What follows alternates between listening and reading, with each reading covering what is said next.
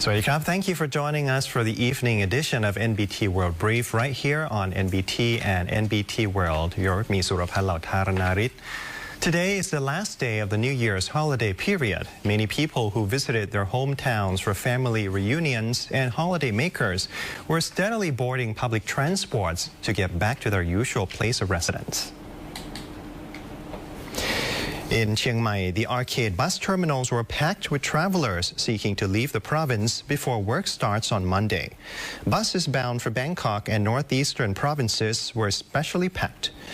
Officials who oversee the arcade bus terminals revealed that more passengers came to board buses than expected yesterday, when about 27,000 passengers were logged. Today's number of bus passengers is expected to be similar to yesterday's. In the meantime, Department of Land Transport officials remain stringent about safety measures and carried out inspections of vehicle conditions for all departing buses. In Nakhon Phanom, the main bus terminal was lively as locals and tourists came to take buses on the last day of the long weekend. Provincial Governor Adisak Noisuwan inspected services at the bus terminal and gave out beverages and snacks to passengers waiting to board buses. The governor also observed officials' inspection of bus conditions and drivers' readiness, with drivers subjected to temperature scans and urine tests. In Yala, the main train station served many passengers over the New Year's period. All train seats are fully booked today, including for shorter routes. More than 1,000 road accidents have occurred over 5 days during the current New Year's travel period. Although 207 fatalities were recorded, this figure was lower than during the same period of the previous year. Minister of Public Health Pattana Prompat has announced figures and results from the New Year 2026 Road Accidents Prevention and Reduction Center, covering the center's operation from December 30th, 2025 to January 3rd, 2026. 1,185 road accidents were recorded during the period, with 1,141 injuries and 207 fatalities.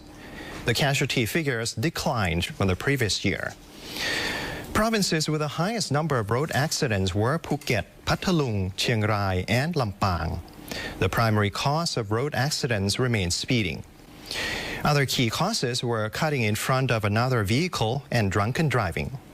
Primary risk behaviors found among drivers and riders included failure to use safety equipment, speeding, drinking and driving, and cutting in front of another vehicle.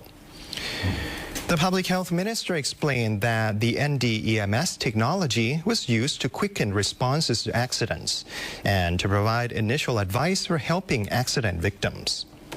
Data on accident sites were also analyzed to enable better placement of emergency vehicles and preparation of hospital resources.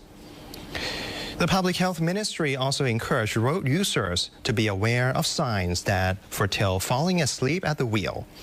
Campaigning was also made to encourage the use of seat belts, motorcycle helmets, and children's car seats.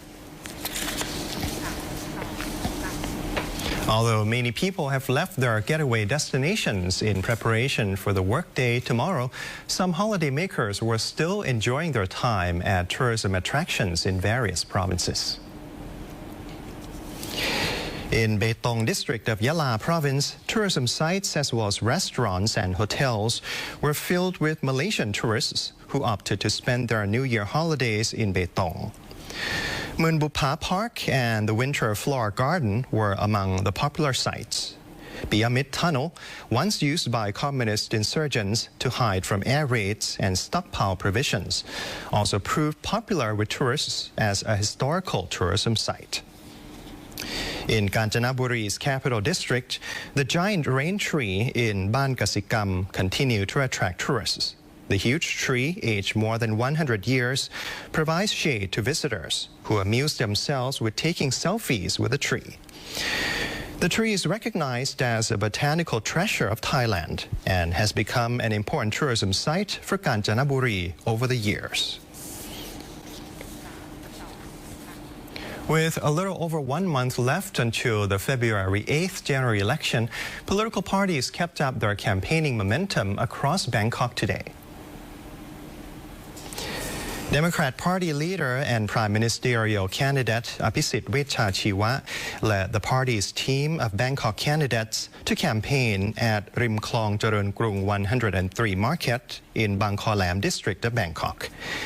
The team volunteered to address economic problems and eradicate corruption. Abhisit noted that the Democrat Party had long-standing attachment to voters in this constituency. The Palang Pracharat Party unveiled its plans for contesting the 12th constituency in Bangkok.